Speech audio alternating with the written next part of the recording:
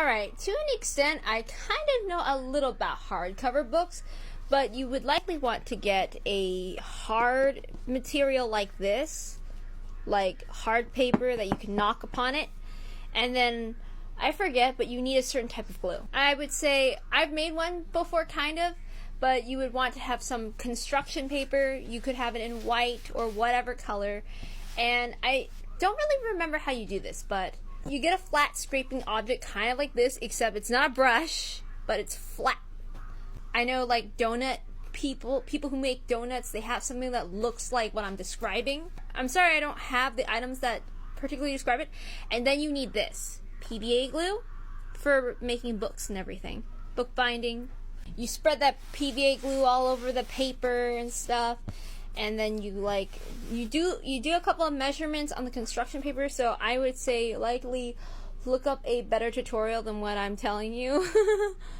Now for book sewing, I know you didn't ask for that, but if you want to sew a book, you have to like grab a certain length of paper, like very long paper. Like, I think normally I grew up using like printer paper, so you have to start going to art stores and looking up all kinds of the good art paper, you know, like Bristol and all that stuff.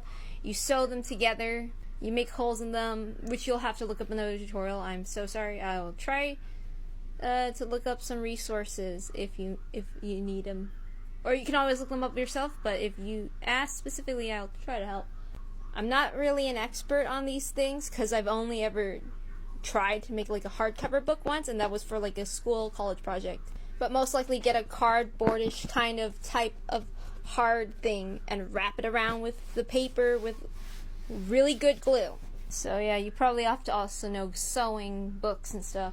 I don't really suggest this, but one of the things we did was put a bunch of paper together and get a hot glue gun and hot glue on it and on this at the end, and you could bind a book that way, but it's not a super secure way to make sure that the book would be kept together.